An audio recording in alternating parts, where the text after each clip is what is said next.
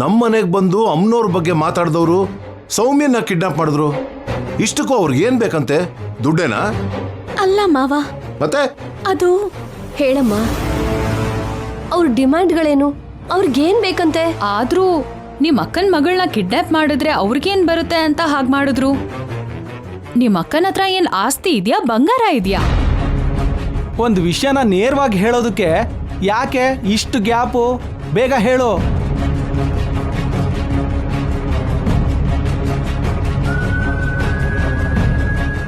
ಹೇಳ್ತೀನಿ, ಬನ್ನಿ ಅತ್ತೆ.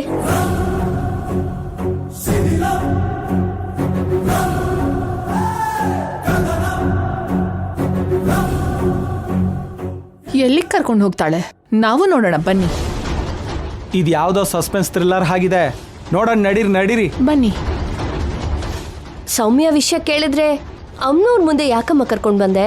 ಇಲ್ಲಿ ಕರ್ಕೊಂಡ್ ಬಂದಿದ್ದಾಳೆ ಅಂದ್ರೆ ಕಿಡ್ನಾಪ್ಗೂ ಅಮ್ಮೋರ್ ಮಧ್ಯೆ ಏನೋ ಲಿಂಕ್ ಇದೆ ಅಂತ ಅರ್ಥ. ಕರೆಕ್ಟಾಗಿ ಗೆಸ್ ಮಾಡಿದೆ ಅಕ್ಕ. ನಿನಗೆ ಬಂದಿದ್ದ ಅನುಮಾನನೇ ನನಗೂ ಬಂದಿತ್ತು. ನೀನು ಕೊಡ್ತಿರೋ ಟೆನ್ಷನ್ಗೆ ಎಲ್ಲರೂ ತಲೆಗಳನ್ನ ಚೆಚ್ಕೊಳ್ತಾರ ಇದಾರ. ಅವನಿ, ಬೇಗ ಹೇಳು. ಅತ್ತೆ, ಅವರು ಸೌಮ್ಯನ ಕ್ಷೇಮವಾಗಿ ಬಿಡೋದಕ್ಕೆ ಏನ್ ಕೇಳಿದ್ರು ಅಂದ್ರೆ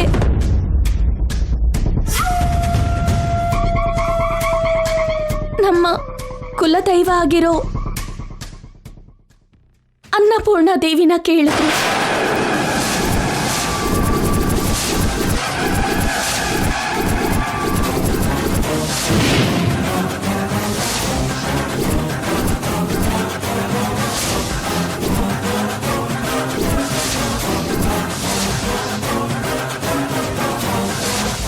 ನಾವೆಲ್ಲ ಕೇಳಿಸ್ಕೊಂಡಿದ್ ನಿಜನಾ?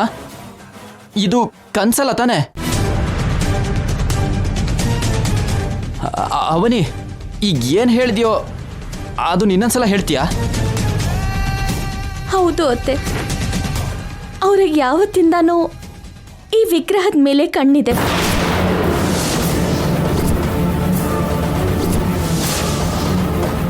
ತುಂಬಾ ಮಹಿಮೆ ಇರೋ ಈ ವಿಗ್ರಹದಿಂದ ಅವರು ಕೋಟಿಗಟ್ಟಲೆ ಸಂಪಾದಿಸ್ಬೇಕಂತ ದುರಾಲೋಚನೆ ಮಾಡ್ತಾ ಇದ್ದಾರೆ.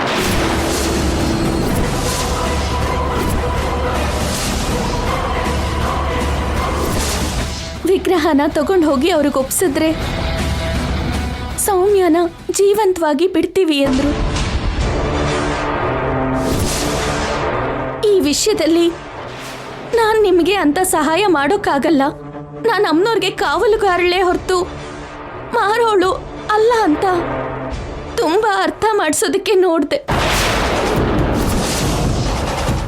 ಆದ್ರೂ ಸರಿ, ಅವ್ರು ನನ್ನ ಮಾತು ಕೇಳಲಿಲ್ಲ.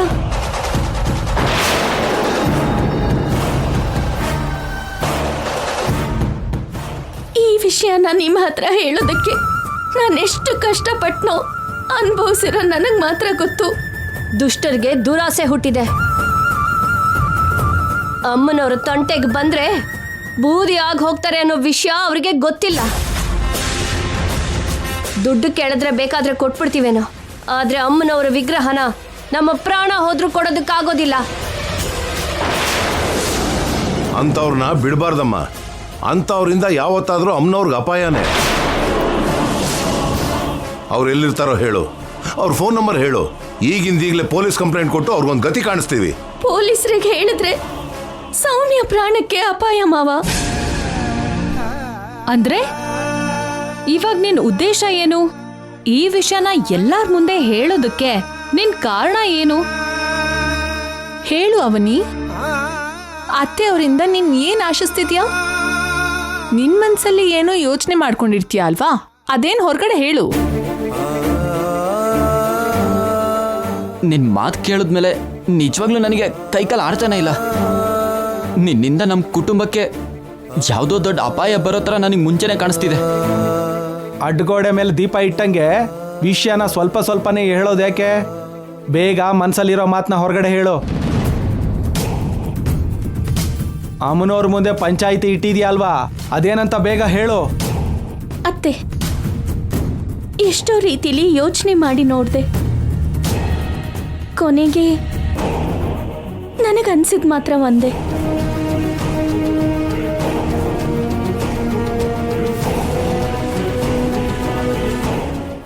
ಅಮ್ಮನವ್ರ ವಿಗ್ರಹನ ನಾವು ತಗೊಂಡು ಹೋಗಿ ಕೊಡೋವರೆಗೂ ಸೌಮ್ಯನ ನಮಗ್ ಕೊಡಲ್ಲ.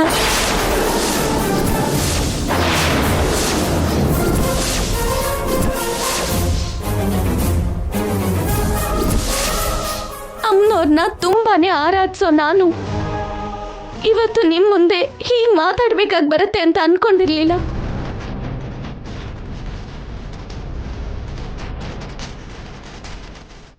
ಅಮ್ಮನವರು ಅವ್ರ ಕೈಗೆ ಸಿಕ್ಕರು, ಅವ್ರ ಹತ್ರ ಇರಲ್ಲ ಅನ್ನೋ ನಂಬಿಕೆ, ವಾಪಸ್ ನಮ್ಮನೆಗೆ ಸೇರತ್ತೆ ಅನ್ನೋ ನಂಬಿಕೆ ನನಗಿದೆ ಅತ್ತೆ. ಅದಕ್ಕೆ ಸೌಮ್ಯ ಕ್ಷೇಮಕ್ಕೋಸ್ಕರ ಸಾಕು ನಿಲ್ಸು ಅವನಿ, ಸಾಕು ನಿಲ್ಸು ಅವನಿ, ಸಾಕು ನಿಲ್ಸು ಅವನಿ.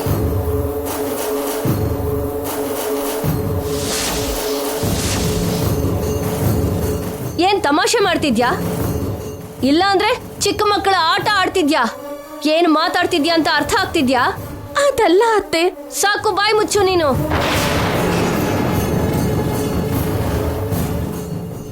ಸೌಮ್ಯಗೋಸ್ಕರ ಏನಾದ್ರೂ ಮಾಡ್ತೀವಿ ಅಂದ್ವೇ ಹೊರತು ನೀನು ಈ ರೀತಿ ಕೋರ್ಕೆನ ಕೇಳ್ತಿರೋದು ಒಳ್ಳೇದಲ್ಲ. ಏನಾಯ್ತು ಅವನಿ ನಿಂಗೆ?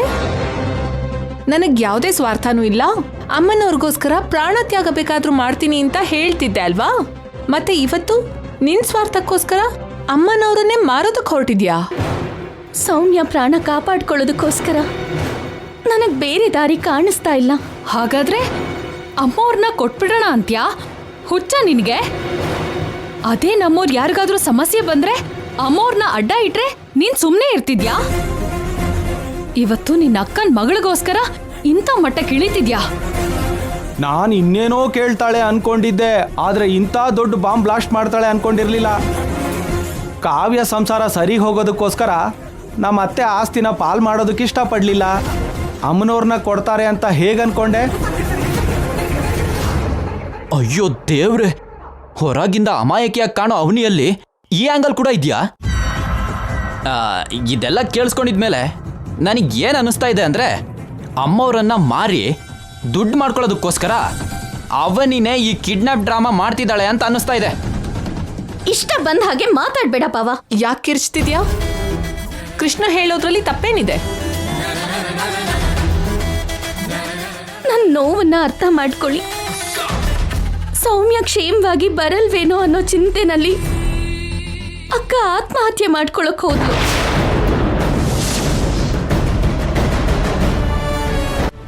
ಸಮಯಕ್ಕೆ ಸರಿಯಾಗಿ ನಾನು ಹೋಗಿದ್ದಕ್ಕೆ ಅಕ್ಕನ್ನ ಕಾಪಾಡ್ಕೊಳ್ಳೋದಕ್ಕಾಯ್ತು. ಇಲ್ಲ ಅಂದಿದ್ರೆ ಅಮ್ಮನಂತ ಅಕ್ಕನ ಕಳ್ಕೊಂತದ್ದೆ. ಎರಡು ಪ್ರಾಣಗಳನ್ನ ನೀವೇ ಕಾಪಾಡಬೇಕು. ನೋಡಮ್ಮ, ಸೌಮ್ಯನ್ಗೇನಾದ್ರೂ ಆದ್ರೂ ಸುಜಾತನ್ಗೇನಾದ್ರೂ ಆದ್ರೂ ನಾವು ತಡ್ಕೊಳಲ್ಲ. ಹಾಗಂತ ಅಮ್ಮನವರಿಂದಾನೇ ಪರಿಹಾರ ಸಿಕ್ಕುತ್ತೆ ಅನ್ನೋದಾದ್ರೆ ನಾವು ಅದಕ್ಕೆ ಒಪ್ಕೊಳ್ಳೋದಿಲ್ಲ. ಅಮ್ಮನವ್ರನ್ನ ನಮ್ಮ ಕುಟುಂಬ ನಂಬ್ಕೊಂಡು ಕೆಲವು ಸಾವಿರಾರು ಕುಟುಂಬಗಳು ಆಧಾರವಾಗಿದೆ. ಅವರೆಲ್ರಿಗೂ ನಾವು ಅನ್ಯಾಯ ಮಾಡೋಕ್ಕಾಗಲ್ಲಮ್ಮ. ಆ ಫಾರಿನ್ ಅವ್ರ ಹತ್ರ ನಾನು ಮಾತಾಡಿ ಸಮಸ್ಯೆಗೆ ಬೇರೆ ರೀತಿ ಪರಿಹಾರನ ಹುಡುಕ್ತೀನಿ.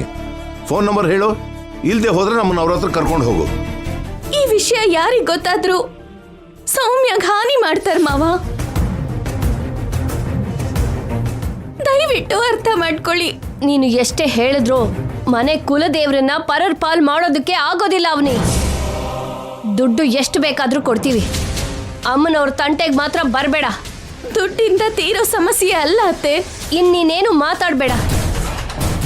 ಬೇಕು ಅಂದ್ರೆ ಪೊಲೀಸರ ಮುಖಾಂತರ ನಮ್ಮ ಪ್ರಯತ್ನನ ನಾವು ಮಾಡ್ತೀವಿ ಅಷ್ಟೇ. ಅವನಿ ಓಪನ್ ಆಗಿ ವಿಷಯ ಹೇಳಿದಾಳೆ. ಇವಾಗ ನೀವು ಬೇಡ ಅಂದ ಮಾತ್ರಕ್ಕೆ ಅಮ್ಮನವ್ರನ್ನ ಸುಮ್ಮನೆ ಬಿಡ್ತಾಳಾ? ಯಾವುದೋ ಒಂದು ರೀತಿಲಿ ಹೊರಗಡೆ ತಗೊಂಡು ಹೋಗ್ತಾಳೆ.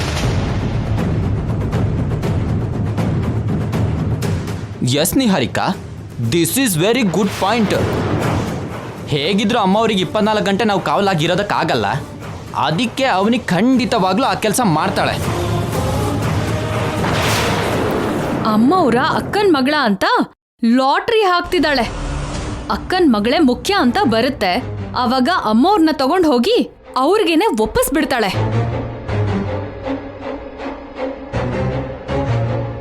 ನಿಮ್ಮ ನಂತರ ಅಮ್ಮನವ್ರ ಜಾಗಕ್ಕೆ ಅವನಿ ಒಬ್ಳೆ ಕಾಲು ಇಡೋದ್ರಿಂದ ಅವನಿ ಅನ್ಕೊಂಡಿರೋ ಕೆಲಸ ಮಾಡ್ತಾಳೆ ಅನ್ನೋದ್ರಲ್ಲಿ ಯಾವುದೇ ಅನುಮಾನನೂ ಇಲ್ಲ.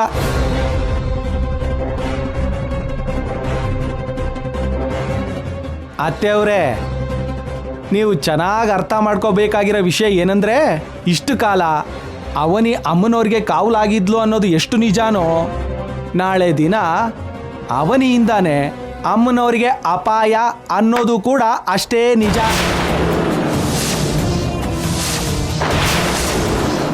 ನನ್ನ ಕುಟುಂಬ ಸದಸ್ಯರ ಮುಂದೆ ನನ್ನ ನೋವನ್ನು ಹೇಳ್ಕೊಂಡ್ರೆ ಎಲ್ಲರೂ ಅರ್ಥ ಮಾಡ್ಕೋತಾರೆ ಅನ್ಕೊಂಡೆ ಹೊರತು ಹೀಗೆ ಆರೋಪ ಹೊರಿಸ್ತಾರೆ ಅನ್ಕೊಳ್ಳಿಲ್ಲ. ನನ್ನಲ್ಲಿ ನೀವ್ ಅನ್ಕೊಂಡ ಹಾಗೆ ಏನಾದ್ರೂ ಕೆಟ್ಟ ಉದ್ದೇಶ ಇದ್ದಿದ್ರೆ ನಿಮ್ಮ ಹತ್ರ ಈ ವಿಷಯನ ಯಾಕೆ ಹೇಳ್ತಾ ಇದ್ದೆ? ಒಂದು ಸ್ಟ್ರಾಟಜಿ ಪ್ರಕಾರ ಮಾಡ್ತಾ ಇದೆಯಲ್ಲ ಅವನೇ, ಇದೆಲ್ಲ ನಿನ್ ಫ್ಯೂಚರ್ ಪ್ಲಾನ್ ಅಲ್ಲಿ ಒಂದು ಭಾಗ ಆಗಿರ್ಬೋದಲ್ವಾ? ಯಪ್ಪ, ನಿನ್ನ ನಂಬೋದು ತುಂಬಾನೇ ಕಷ್ಟನಪ್ಪ. ಅಮ್ಮ ಅಪ್ಪ, ನೀವೇನಾದ್ರೂ ನಂಬುದ್ರೆ ನಮ್ಗೆ ನಷ್ಟ. ಅತ್ತೆ, ಇನ್ನೇನೇನು ಮಾತಾಡ್ಬೇಡ.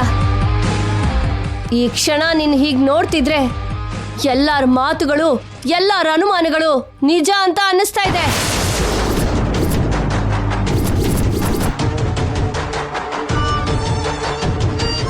ವೇದ, ನಮ್ಮ ಅಮ್ಮನವ್ರನ್ನ ಹೊರಗಡೆ ಅವರಿಂದ ಮಾತ್ರ ಅಲ್ಲದೆ ಮನೆ ಮನುಷ್ಯರಿಂದಾನು ಕಾಪಾಡ್ಕೋಬೇಕಾಗಿದೆ.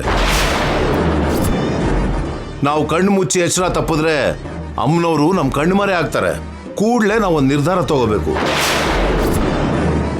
ಅವನಿ, ನೀನು ಎಷ್ಟೋ ತ್ಯಾಗಗಳನ್ನ ಮಾಡಿದ್ಯಾ. ಇವಾಗ ನಿಮ್ಮ ಅಕ್ಕನ ಮಗಳಿಗೋಸ್ಕರ ಅಮ್ಮನವ್ರನ್ನ ತ್ಯಾಗ ಮಾಡಿದ್ರು ಮಾಡ್ತೀಯಾ. ಒಂದು ವೇಳೆ ಹಾಗೇನಾದ್ರೂ ನಡೆದ್ರೆ ಈ ವೇದವತಿ ಉಸಿರು ನಿಂತು ಹೋಗುತ್ತೆ. ನಾನು ನನ್ನ ಕುಟುಂಬ ಅಮ್ಮನವ್ರನ್ನ ಕಾಪಾಡ್ಕೋಬೇಕು ಅಂತಂದ್ರೆ ಇರೋದು ಒಂದೇ ದಾರಿ.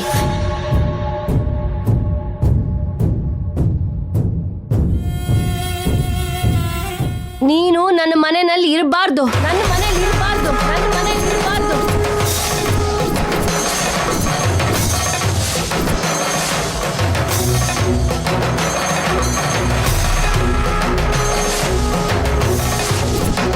ತಕ್ಷಣ ನನ್ನ ಮನೆಯಿಂದ ಹೊರಗಡೆ ಹೋಗು. ಉಟ್ಟು ಬಟ್ಟೆನಲ್ಲೇ ಹೊರಗಡೆ ಹೋಗು.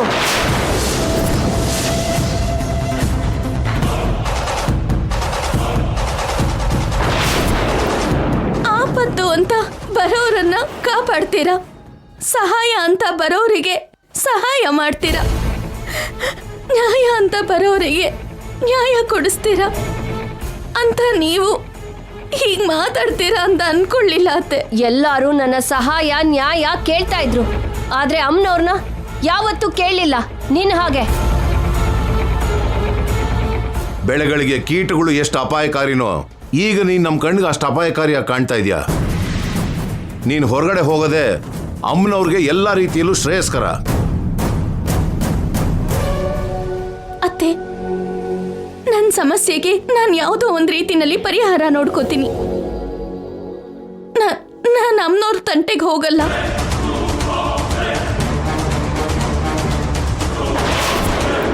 ಅಮ್ಮನವ್ರ ಬಗ್ಗೆ ಕೇಳಿ ನಾನು ತುಂಬಾ ದೊಡ್ಡ ತಪ್ಪು ಮಾಡಿದೆ. ನನ್ನ ಕ್ಷಮಿಸಿ ಅತ್ತೆ. ಮನೆಯಿಂದ ಮಾತ್ರ ಹೊರಗಡೆ ಹೋಗು ಅನ್ಬೇಡಿ. ಅವನಿ ಕಣ್ಣೀರನ್ನ ನೋಡಿ ನೀವು ಕರ್ಗ್ ಹೋಗ್ಬೇಡಿ. ನಿಮ್ ಮಾತ್ಮೇಲೆ ನೀವ್ ನಿಂತ್ಕೊಳ್ಳಿ. ಅವನಿ ಮನೇಲಿದ್ರೆ ಅಮ್ಮವ್ರು ಇರೋದಿಲ್ಲ. ಇದ್ರ ಮೇಲೆ ನಿಮ್ಮಿಷ್ಟ. ಅವನಿನ ಅಮ್ಮನವ್ರ ನೀವೇ ಡಿಸೈಡ್ ಮಾಡಿ. ಅವನಿನ ಇನ್ ಸ್ವಲ್ಪ ಹೊತ್ತು ಇರಿಸ್ಕೊಂಡ್ರಿ ಅಂದ್ರೆ ನಿಮ್ಮ ಮನ್ಸು ಬದಲಾಯಿಸ್ತಾಳೆ ಅತ್ತೆ. ನಿಮ್ ಕೈಯಾರೆ ನೀವೇ ಅವಳನ್ನ ಈ ಮನೆಯಿಂದ ಹೊರಗಡೆ ಹಾಕಿ. ಅತ್ತೆ, ಬೇಡ ಅತ್ತೆ,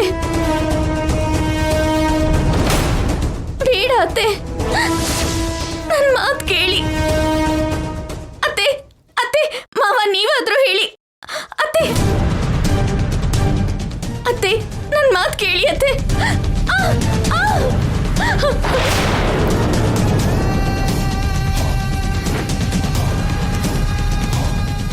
ಇನ್ನೀ ಜನ್ಮದಲ್ಲಿ ನೀನ್ ನಮ್ಮನೆ ಹೊಸ್ಲನ್ನ ತುಳಿಬೇಡ. ಹೊರಗಡೆ ಹೋಗು ಅತ್ತೆ. ಬೇರೆ ಯಾವ ವಿಷಯದಲ್ಲಾದ್ರೂ ನಾನ್ ನಿನ್ನ ಕ್ಷಮಿಸ್ತಿದ್ನೇನು, ಅಮ್ಮನವ್ರ ವಿಷಯದಲ್ಲಿ ಯಾರನ್ನೂ ಕ್ಷಮಿಸೋದಿಲ್ಲ.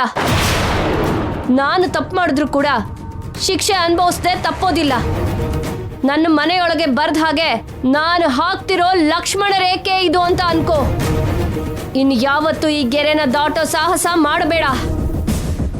ಈ ವೇದವತಿ ಕೋಪದ ಜ್ವಾಲೆಗೆ ಆಹುತಿ ಆಗೋಗ್ತ್ಯಾ. ಅತ್ತೆ ಅತ್ತೆ ಅತ್ತೆ ಅತ್ತೆ ಅತ್ತೆ ಅತ್ತೆ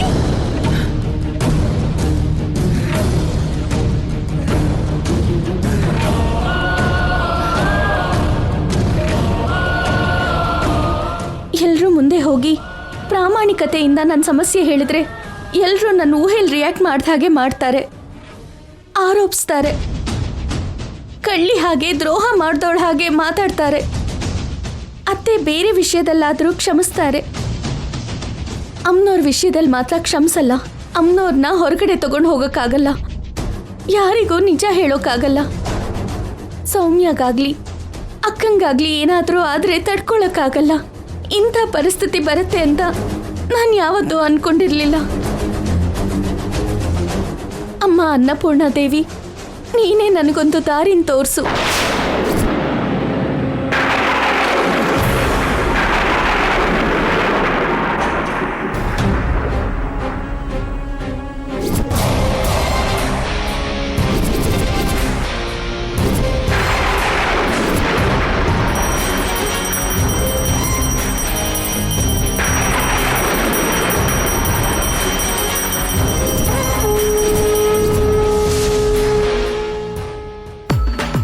ನೀನು ನಿನ್ನ ಸಂಪಾದನೆಯಲ್ಲಿ ಕಾರಲ್ಲಿ ತಿರುಗ್ತಿದ್ಯಾ, ಬೇಕಾಗಿದ್ದು ತಗೊಂಡು ತಿಂತಿದ್ಯಾ, ಕಾಲ್ ಮೇಲೆ ಕಾಲು ಹಾಕ್ಕೊಂಡು ರಾಜನ್ ಥರ ಇರ್ತಿದ್ಯಾ.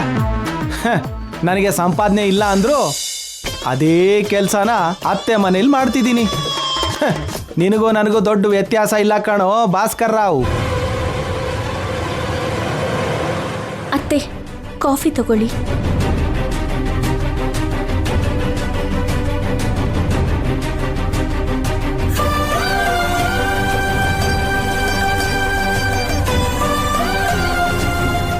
ಏನಾಯ್ತಮ್ಮ, ಯಾಕೆ ಹೀಗಿದ್ಯಾ?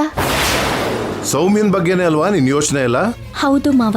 ನಾವು ಮಾಡುವಂಥ ಸಹಾಯ ಏನಾದರೂ ಇದ್ರೆ ಮಾಡೋದಕ್ಕೆ ಹಿಂದೇಟ್ ಹಾಕೋಲ್ಲ ಅಂತ ಮೊದಲೇ ಹೇಳಿದೀವಿ ಅಲ್ವೇನಮ್ಮ? ಯಾರ ಹತ್ರ ಇಂದಾನು ಏನಾದರೂ ಫೋನ್ ಬಂತ? ಸರಿ ಬಿಡು. ಆ ಬೀರೇಶ ಇಸ್ಪೀಟ್ ಆಡೋಣ ಅಂತ 2-3 ಸರಿ ಫೋನ್ ಮಾಡಿದ್ದ. ನೀನು ಸ್ವಲ್ಪ ಏರ್ಪಾಡು ಮಾಡ್ಕೋ, ಎಲ್ಲರೂ ಆರಾಮಾಗಿ ಸೇರೋಣ.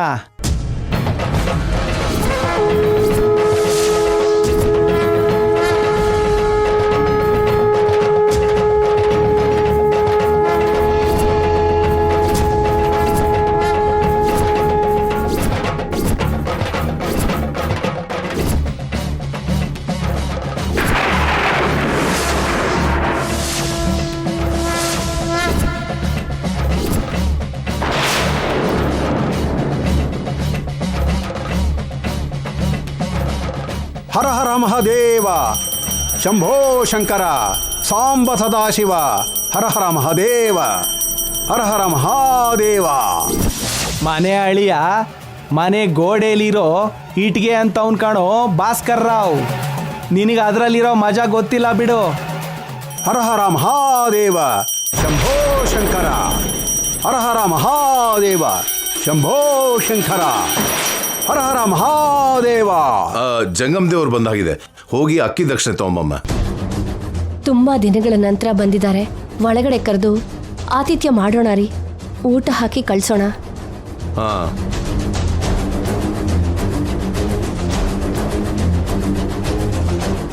ಹರ ಹರ ಮಹಾದೇವ, ಹರ ಹರ ಮಹಾದೇವ. ಏಯ್, ನೀನು ಲೈನಲ್ಲಿರೋ. ಯಾರೋ ಹಗಲು ವೇಷದವನು ಬಂದಿದ್ದಾನೆ, ಕ್ಲಾಸ್ ತಗೊಂಡು ಕಳಿಸ್ಬೇಕು. ಏನಯ್ಯ, ಬುದ್ಧಿ ಇದೆಯಾ ನಿನಗೆ? ಫೋನಲ್ಲಿ ಮಾತಾಡ್ತಿರೋದು ಕಾಣಿಸಲ್ವಾ? ಏನು ಡಿಸ್ಟರ್ಬೆನ್ಸು ಹೊತ್ತು ಗೊತ್ತು ಇಲ್ವಾ? ಹರ ಹರ ಮಹಾದೇವ, ಶಂಭೋ ಶಂಕರ. ನಿನ್ನಂಥವ್ರೆಲ್ಲರೂ ಅವನ ಹೆಸರು ಹೇಳ್ಕೊಂಡು ಚೆನ್ನಾಗಿ ಬದುಕ್ತಿದ್ದೀರಾ. ನಾನು ಆ ಪರಮೇಶ್ವರನ ಸೇವಕ. ಸಾಕು ಸಾಕು, ಕೆಲಸ ಮಾಡೋ ಕೈಲಾಗದೆ ಇಂಥ ವೇಷಗಳು ನನಗೆ ಗೊತ್ತಿಲ್ವಾ ಏನು? ಹೇ ಮೂರ್ಖ,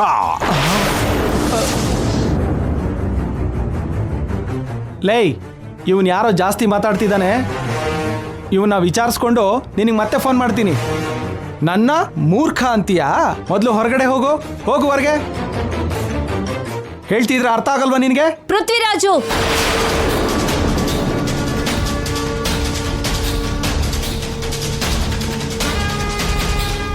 ನಮಸ್ಕಾರ ಸ್ವಾಮಿ. ನಿಮ್ಮಂಥವ್ರು ನಮ್ಮ ಮನೆಗೆ ಬರದೆ ತುಂಬ ಕಾಲ ಆಗೋಗಿದೆ. ಒಳಗಡೆ ದಯಮಾಡಿಸಿ.